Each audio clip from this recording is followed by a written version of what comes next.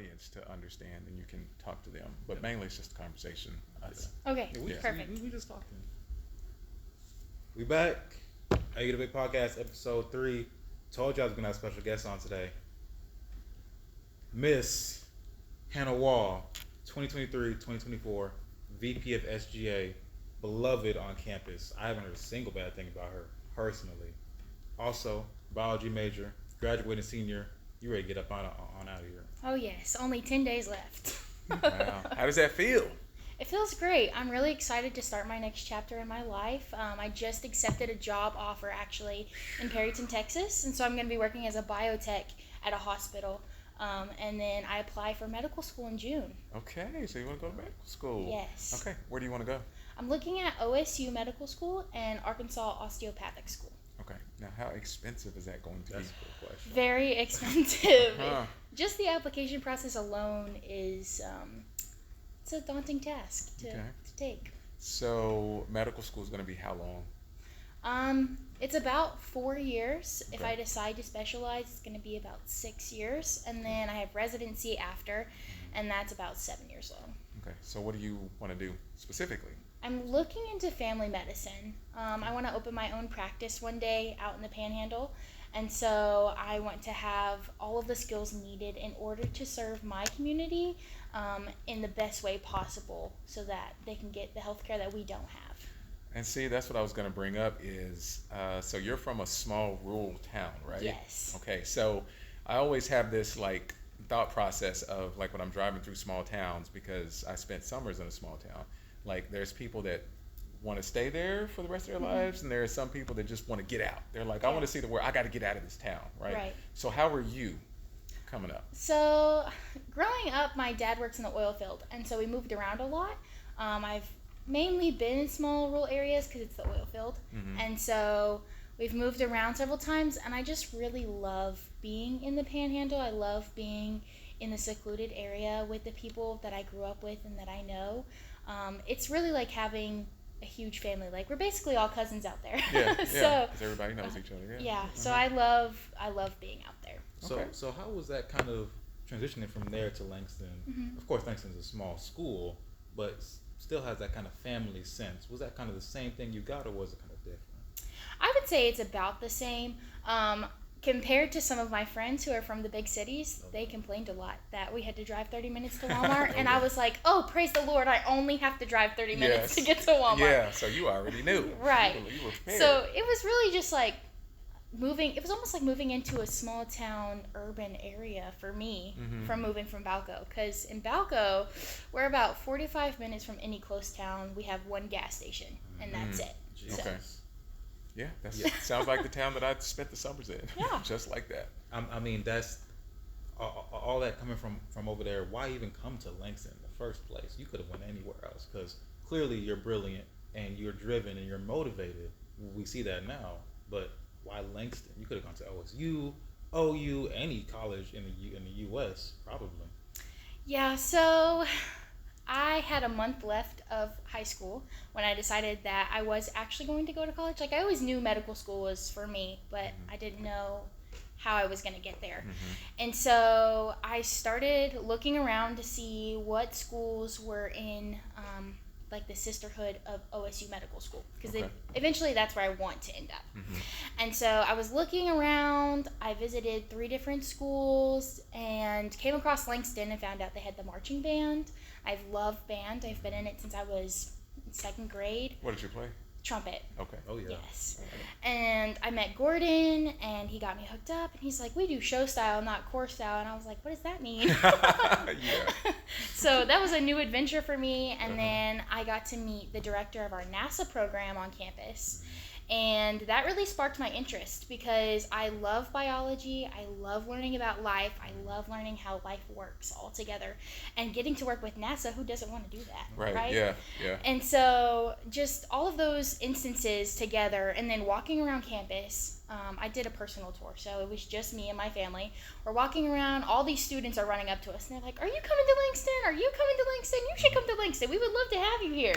Very And nice. so it was just like a family community from day one, walking onto campus. And I knew I wanted a small community because that's what I grew up in. And I didn't want to be just a number. I wanted to be a student. I wanted my professors to know who I was, to know when I was struggling or when I needed help, and to really open up doors for opportunities for me to continue. And Langston just offered all of those things to me. So Langston was the choice for me. Okay. Yeah, that like you said, immediately on campus, you got there and you was like, this is where people want me to go, not just where I want to go, but where I want to go as well. Right. But I think there's a huge stigma around Caucasians coming to HBCUs. Mm-hmm. I've definitely talked to a couple of people in my lifetime who are like, why are they coming to HBCU? What's the point? But clearly you've shown that it's not a selfish thing. Mm-hmm. It's you want to come because you're still a part of the family. Right. Did you have any struggles, or was it kind of that same feeling when you first got there? I think when I first got to campus, it was a little bit different. That was COVID year because I graduated in 2020. So campus was kind of dead. Yes. There wasn't a whole lot of people there. It was also the beginning of the BLM movements. And before that, I wasn't nervous about coming at all. I will say that. And then when I got there, I was enjoying myself. Like, I didn't feel like an outcast. I still felt like a part of the family. Like, people wanted me to be there. But I would say, like, the people back home were like, are you okay? Is everything fine? Yeah. Just checking in, that kind of thing. Did you grow up in a predominantly white rural Yes. community? Okay. Yeah. Okay. Oh yeah. And so it was different for me coming. People ask me all the time, was it a culture shock? And I would say no. For me, it wasn't. I know it sounds super cliche, but the color thing, I never grew up that way. Both of my parents just were like, people are people. And my dad is from Georgia, and so like we went to Georgia a lot, and he's like, there are good people in every race, there are bad people in every race, and so you just have to find your people. Right, yeah. And so that's kind of the attitude that I went into it with. And I have found an amazing group of people who love me and care for me, and I care for them. And we have definitely trailblazed through Langston together. So. Well, I can tell you, like, from a professor standpoint, I know that Langston is an HBCU, so predominantly black. But whenever I see students of like different races and ethnicities, like, I feel encouraged because, like, you actually want to be here. Yeah. You know what I mean? And so when you have that like that family spirit and Right. that sort of togetherness, instead of, people thinking, well, those aren't my people, or I'm afraid because it's mostly black people or something like that. And that's really not how it should be at all, because people think HBCUs are like exclusive. Like, if you're not black, then you don't belong here. But that's not what it is. It's like HBCUs established because black people could not go to PWIs. And so it's not we don't want you here. It's like, we had to do this because we couldn't get an education any other way. Right. So it's like, when we have different races and ethnicities, like, I think that will teach people a level of sophistication to appreciate everybody, no matter where they come from. Because you can be black at Langston, but we have like a lot of Jamaican students. Yeah. So you don't know anything about their culture, right? Like, I'm teaching a class and like I'm talking about like racial issues within the United States. For them, it is different. Right? So their government is different, and so they were like, well, I don't really understand like what you're talking about. And so it's like all these different cultures, and you can learn from one another. Yeah. So yeah. Yeah. I think that's probably been my biggest hurdle, is explaining to people why I chose Langston. And I don't know, I chose Langston, but Langston also chose me. Like, it's definitely a mutual thing. And the crazy part is, since you mentioned that, I had a conversation. I think that's my favorite part, is I get to have conversations with people all the time. And that's what people don't have, unfortunately. Right. I get to learn how other people see things, and then they get to learn how I see things. And I was in honors curriculum. I'm an honors student at Langston, and so we have a lot of these conversations that most students wouldn't be having.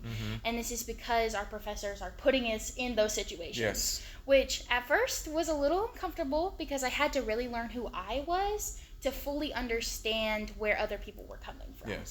Which was an amazing journey to figure out why I believe what I believe. Was it just because my parents told me I had to do this? Is it because of my religious background? Like, all of these different avenues. It has you like you become more self-aware, Right. because you have to analyze where these thoughts and beliefs come from. Right. And a lot of times we don't get to do that, even when it comes to like parenting, because I teach like a parenting class on the weekends. And so we have like the participants analyze like where they learn their parenting style from, and they never think about it. And then when they have to think about it, they're like, oh yeah, I got that from my dad. Right. You know, and so it's like when you start to question these, then you can see, oh, okay, this is why I do this, or this is why I act this way. And so when you can analyze it, then if it needs to be changed, you can change it. Right. Or if it doesn't, you're like, no, it doesn't. And it helps you figure out like actually who you are. Right. Yeah. And you can understand where it comes from, which helps you stand on it more. Yes. But I remember being in Quickly on One, and one of the students looked at me, well, obviously across Zoom. It was Zoom. Was having conversation across Zoom, and they said, I feel like having white people at HBCUs is like Darwin's theory of race. And I just sat and thought about that and had to truly digest what exactly they were saying to me. And the professor kind of like stepped in for a minute and was trying to, I guess, mediate would be the answer. And so I thought about it, digested it, tried to really figure out like where this was coming from and what exactly they meant by that statement. Because, you know, everybody has different aspects. Anyways, and so my response to them was, what do you mean by Darwin's race theory? And they said putting a white person in a black, predominantly black area is trying to figure out if they experience what the minority experiences, will they understand more, or is it a pity card? I said, okay, interesting.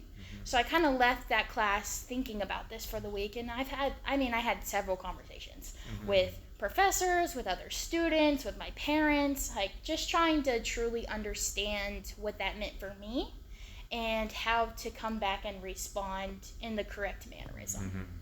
And so I came back to that class and presented it like, I understand where you're coming from, but the reason that I chose to come here was not to experience what a minority experiences.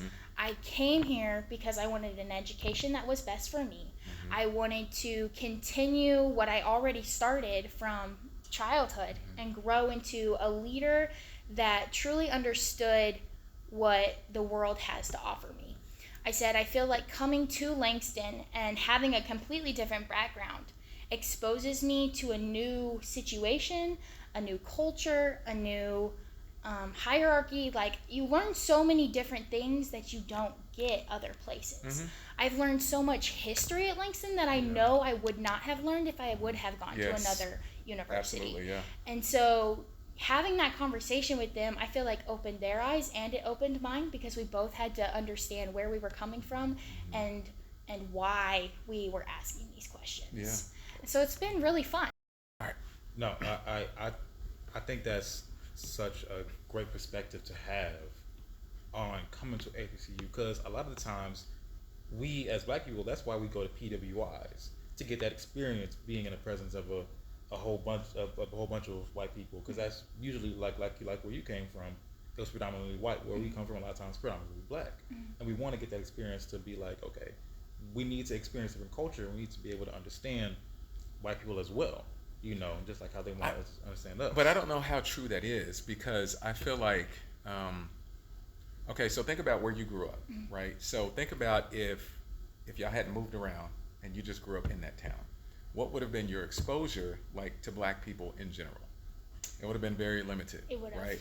So if you're black in this country, even if you grew up in the hood, your exposure to white people is going to be a lot more, because everywhere you go and everything that you do, you're a dentist, you're a doctor, anything that you have to The do, grocery store. right, you're going to have an exposure to white people. So for us, it's different when we come up.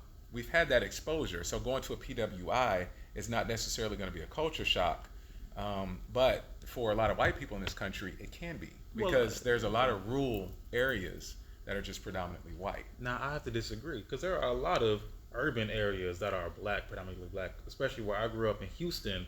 Okay. Yes, we had those exposures to white people sometimes, but most I'm thinking back to it, a lot of my dentists and doctors were also minorities and things like that. And not because we didn't want to be seen by white people, but that's just That's because just who was there in the community. You know what I mean? Yeah. So I feel like that exposure doesn't. It you're right. It most likely is greater, but not to that degree to where it's like we're not gonna have culture shock if we go to a PWI. I remember I went to my cousin's football game in Louisiana when I was in middle school. I saw nothing but white people. I had never seen that many white people in my life ever. Really? Before, never. But Okay. that's just because of where I grew up. And the same thing for anybody who grows up in a rural town. There could be black people in that rural town. In Guthrie, for example, there are plenty of black people in Guthrie. Plenty. So I guess it just depends on where you are. Yeah, and I think because when you look at the country and you look at the breakdown, I think white people are still sort of 60% like in the majority, and so when you look at like the number of rural white towns in the country versus the number of rural black towns, like it, the numbers will be like astronomical towards the white towns, and so I'm saying like I feel like there are a lot of white people in the country that can grow up having limited to no exposure to black people at all. Whereas if you're black, just like you went to that game, like you're gonna have some exposure at some point. And then I think going to like universities, I mean, let's face it, for the most part in this country, the top universities are predominantly white universities, right? When you think about the Harvards and places like that. So I feel like for a minority in this country, if you go to a PWI, it's more along the lines of you feel like you're trying to get the best education, right? Because we don't look at Howard the same way we look at Harvard, That's true.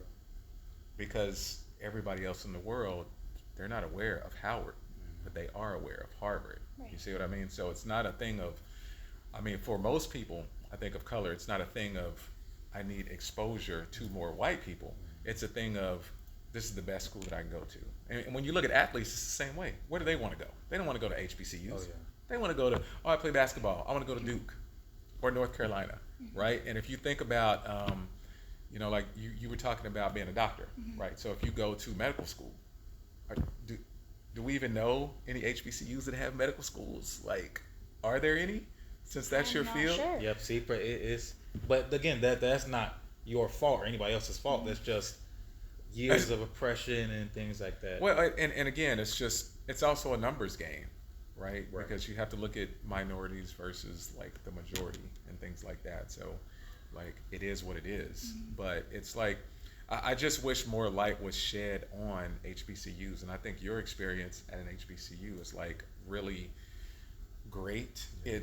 I'd like to say it's unique. I mean, there are other people that have done it, but it's just not, it's sort of not a mainstream story, unfortunately. But I think more people like you and your voice is going to bring, I feel like, more exposure to HBCUs. And because I'm sure a lot of people out there feel like HBCUs are exclusive. Like, you don't need to go if you're white. It's just black people that go there. And like, that's not what it is. Yeah. Let's move away from politics for a little bit. All right, Miss Hannah deals with politics all day, every day. I want to talk about you and how you're feeling, because I think one thing that we don't realize, anybody, is that being honest with your feelings is one of the most important things ever. You've had to go around and do things for everybody, and while that helps you, right, you're being SGA president, involved in all different clubs and things like that, it's taxing. It takes a lot. It takes a lot of energy. It takes a lot of time. It takes a lot of effort. When you go home and when you rest, then you're back up at it again the next day. How do you find that time to relax and say, okay, let me be Hannah today. Let me not be VP of SGA. Let me just Or do something for me. let me do something for me. That's a really great question, and I honestly can't tell you the last time that I did something just for me. Like, everything, since I got to college, everything that I've done is either to improve my future or help someone else. I feel like that's the whole college experience, though, is figuring out where you lie within doing all of these things. I mean, I do take care of myself, obviously. My mental health is very important to me, and so I do things like go get my nails done or go to the spa and just relax, like on a weekend or something like that. But if somebody calls and they need something, I'm You're going to there. be there. Yeah. Okay. And I find that that's how I've always been. Well, where does that come from? You think, if you had to analyze, like, where do you get that from? I think watching my parents growing up and how they took care of other people, and how it was never I'm the most important one in this situation. Other people are important too. That I learned that mannerism from them, where yes, I have problems, but you have problems too. Let's Yeah. get yours fixed. Yeah. And so I just learned how to push through mine in order to help other people. Yeah. And I think it also falls back into like my religious background. I am a Christian, and so I go to church, and we read the Bible, and it says be like Jesus, right? So he was going around, he was taking care of other people, making sure other people were okay. And then he would take those times occasionally to himself to rejuvenate. And I do that, but I like to follow in what I've been taught my whole life. I love that. I think it's important because a lot of people, if you just ask yourself, you know, if you are religious, like, what would Jesus do in this situation? And if you're honest with the answer, like, he was all about, like, helping people and the people that need help. Yeah. You know, like, you know, a lot of times we see with churches and religion, like, they are exclusive. They're like, they'll turn away people. It's like, oh, Right. you're homeless, we don't want you in here, and things like Right. that. And it's like, that's not what Jesus would have been doing. Right, where he says in the church, that should be like a hospital. Yeah. That's where the hurting people come. Yes. That's where all the people who have no idea what to do, that's where they're supposed to be coming to get taken care of. Yes. And the culture around that has just changed so drastically. Yes, I agree. We look at, you know, there's a huge homeless population in Los Angeles, and you know, people like to look down on them without really understanding that just living life is hard. And so, yeah, some of the people have mental issues, and Right. some of the people just can't afford to, like, live. Right. And if we look at inflation and we look at salaries and things like that, like, that should be easy to understand. But people like to point fingers at them and, like, well, I'm better than you, like, you're homeless and there's Right. something wrong with you. And it's like, Like, what did we you do can't to think get like there? right. And we can't think like that. Like, that's just a negative way of thinking. And it's like, if you had the attitude of trying to help people, then you would be trying to find out, like, why they are in this situation, Right. instead of painting them with all one brush, because they're not all the same. Right. They're all different and have their own unique stories. Yeah. You know, like, maybe somebody had to deal with several deaths in their family, and, like, they just couldn't take it. You Right. know, you just never know. Right. Yeah. Well, at Langston, I've kind of taken on the role of being mom. When I was in band, that was my crab name, was Mama Bear. And so I've always taken care of everyone that I've been around.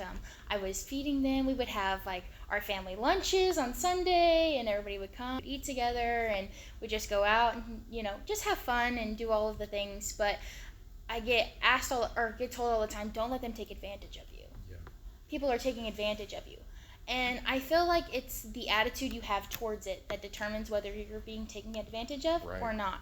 Yeah. Because for me, it's just how I am. That's life for me. I love doing that. It shows, that's how I show people that I love them, that I care about them. And so when people tell me, don't let them take advantage of you, I'm like, what are you talking about? I'm just doing what I love to do. Yeah, because you Yeah. want to help people. But I'm learning about psychology. That kind of stuff when you're talking about, yeah, I don't see it. Sometimes it does happen. Absolutely. I know for me personally, back in high school, when I was doing all my, you know, SGA president stuff, things like that, I was doing those same kind of things, and I didn't realize until kind of too late that, oh, I don't know where I'm going to go to college, or I don't know how I'm going to pay for it, things like that, because I've been running around helping everybody else Right. do things, and like you said, that's within you, and that's great that it's within you, but it's also, you know, like, okay, so the Bible says be like Jesus, but it, you know, says be like Jesus, but not be Jesus. You can't be Jesus. Right. You know, you also have to take that time to help yourself, and that's a hard thing to do when when your soul is screaming at you to help other people. That's a hard thing to step back and say, what do I do for myself? Because now Right. you're going straight from here into nursing school. Nursing school is into medical school. Medical school. I apologize. That's one of the most notoriously hard things to do in college.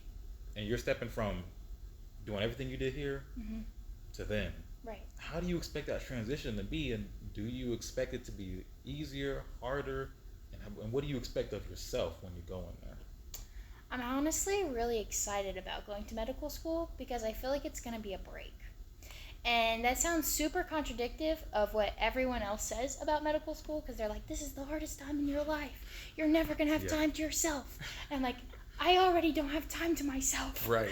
And so being involved in every club that would let me in the door and being vice president and being in the band and not going to bed until 3 or 4 o'clock in the morning and like physically and mentally expanding myself has taught me where my boundaries are and where my limits are, which is super important, and I don't think a lot of people understand where theirs are. And so I'm really happy that I got that experience. And so going into medical school, I already know where my limit is. I know how much I can take on, and I'm willing to push it even more than what I already have. But going in that way, I know exactly when I need to stop, when I need to sit down, take time for myself, study, and I know that it's going to be really difficult, and I have really high expectations of myself, like I always have, but I've also learned that it's okay to fail. And if you would have asked high school me that, it would have been like, nope, Hannah Wall cannot fail. That is not in my vocabulary. But going through college and experiencing just different things, it's like, okay, this failure just means I have to start over. And that's not the worst thing in the world. Well, you can't, like I tell my students all the time, like you can't succeed without failing. Right. Like you have to fail. But as humans, we don't want to because we know it's hard. But you have to. Anything that you get good at, you fail at it first. It's like, oh, I want to learn how to ride a skateboard. You think you're just going to go out and just be perfect and never fall? Yeah. No. You're going to fall. You're going to hurt yourself. You're going to get bloody. And then you're going to be great. Right? So it's like we want the easy route. And so that's kind of what everybody teaches is like, oh, you don't have to fail. But no, it's not the failing. It's what happens after you fail. Right. And really, you shouldn't look at it as failing. It's like a learning experience. Right. But it's like people will fail and then they won't try or they won't see where they went wrong to get better. Right. But when you do that, you build character. And so what happens is you build that character so when something else tough comes along, you're prepared for it. Right. It's just like what you were talking about with school. You're now prepared for the next chapter. Right. But if you hadn't have gone through those things, you wouldn't be prepared. Right. You'd be getting prepared in the midst of it. So failing is not bad. Right. It's the process. It's part of the process. Yeah, I think failing has probably been my favorite part about school because every time, I don't even want to say fail, but I don't know how else to say it, but every time. Hey, that don't mean like flunk out of your classes. That ain't what we're talking about. Right. Don't get it twisted. He's still a professor, y'all. But every time I failed, and not necessarily academically, like academics have always been super important to me. I remember the first time I got a B and I cried. So see, but that was probably a failure for you because it didn't live up to your expectations. Exactly. But every time I've reached to a point like that, I've made a new connection. I've got to meet a new person that came alongside me, supported me, learned my story, and was like, okay, this is where we're going from here. And so getting to do that, I've met so many people who are pushing me to what I'm going to do in the future, and it's almost like they have an expectation of me to be there, which makes me want to be even better than what I am. And so it's been great.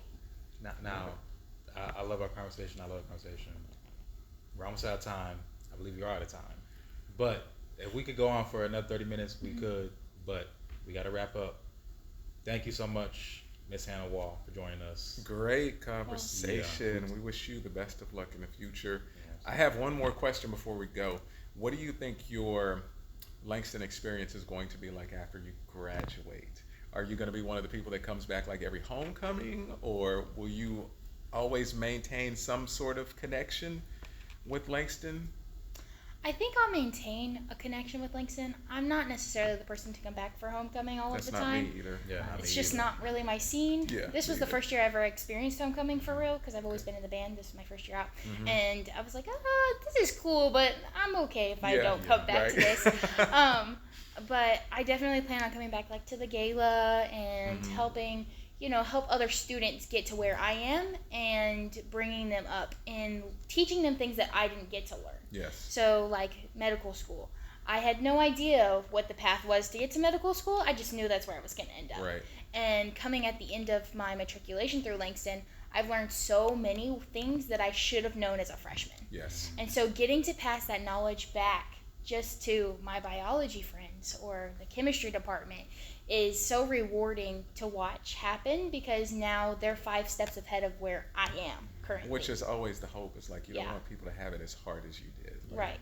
At least that's my thought process. Right. Like I want to make people that come up behind me, I want it to be easier for them. And if we would all think like that, the world would be a much easier place, I feel like. It would be. Yeah. But it takes people, you know, you to change that narrative, you know, and tell other people, especially even if they don't look like you, because you're a role model for every student at Langston, you know, Thank you. and you've done a damn good job, in my opinion. I appreciate it. So, we appreciate you Yeah. for Thanks for coming. coming on and for empowering every other Langston student, you know, even through your final days here. Because if y'all didn't know, she just came back from tutoring somebody else. So she's Working still hard. Yeah. she's still working, Helping and she folks. still got finals to do, and she still got SGA stuff to do. So thank you so much, Miss Hannah, for coming on. Well, thank you for your time. And I'll be looking for you on graduation day. You're walking, right? Yes, I Okay. am. I'll be there. I'll be looking for you. I will too. Okay. This has been your host, Ryan Gaines, the Rain Man, my co-host, Mr. Marlon Ladd, Edwards, basketball savant, special guest, Miss Hannah Wall, VP, SGA. Thank y'all. Holla. L's up. Yeah. Jesus. All right.